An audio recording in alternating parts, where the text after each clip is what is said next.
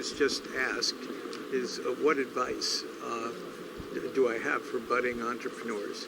But what I'd say is just to start out, you have to figure out what you want to do and is it a big dream? Because if you do little things, you can get caught up in those little things. Secondly, make sure you really think through what the potential is of your idea. When you go out to raise money, which inevitably you have to do not go to your best prospect first. That's the mistake I made. It's the mistake everybody makes. And the reason you don't do that is you don't fully know what you're doing yet either. And they will ask questions that you won't have the answer to the first time. So schedule your best people towards the end and experiment on people you don't know so well. You'll find it surprising that the people you know well won't have much sympathy for you if you haven't thought things through thoroughly. And it's hard to think things through when you don't know what you're doing. So it's the reverse order, which is surprising, and you won't like it because you'll think it'll take you longer. And you could be much more efficient if the first 2 or 3 people solve all your problems. Don't do that. Will Blackstone continue its current buying acquisition plan, or do you have new plans in the works?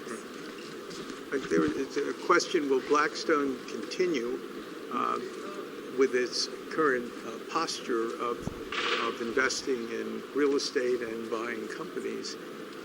And the answer is yes.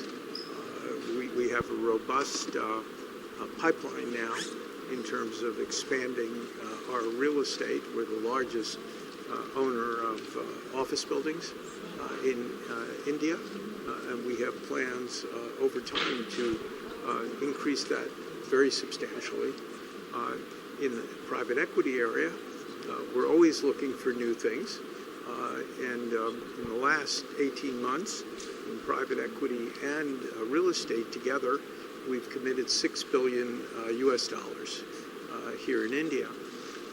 To the extent that the economy stays slower and inflation's higher and the banking system isn't as liquid and extending as much credit as the economy wants, that provides new opportunities for us, because we have at Blackstone about $150 billion that is not invested yet. And so the scale of things here in India it does not represent a challenge. It's really just how interesting are the things that we might be doing. So the fact that the overall tone of the economy isn't as good is not troubling to us. What is your current outlook for India? Yeah, another question was what is my current outlook for India?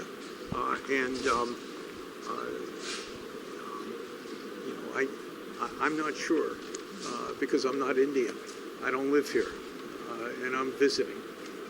And the economy has slowed, and the government's done a lot of good policies with tax cuts and other types of stimulation, money for education in a very large way.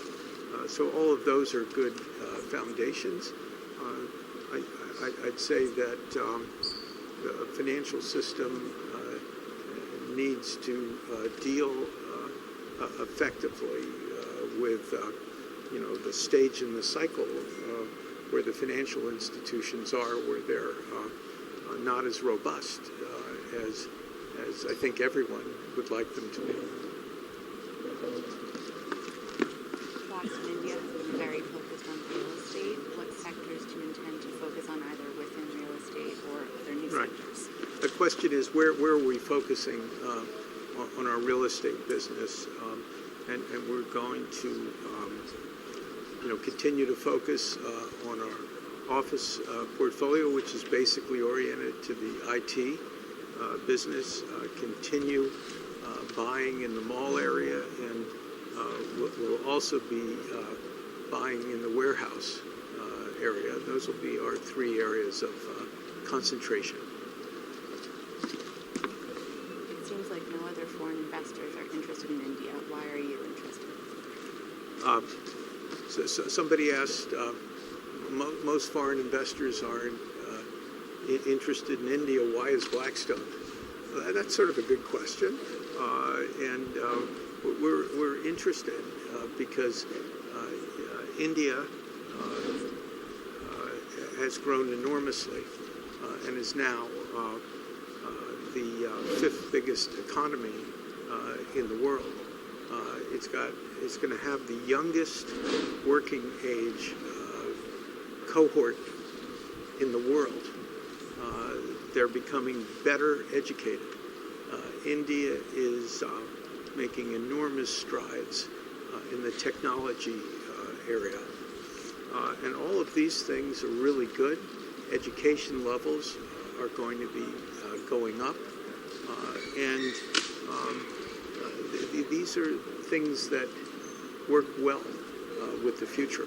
And we've watched India grow dramatically since we've been here in 2006. This is a long-term commitment from Blackstone. And slight downturns in economies and things of that type don't affect us. Our perspective as an individual investment is in a 5 to 10 year range, and we have a lot of confidence in the country. Sometimes it's easier to be an outsider rather than live someplace because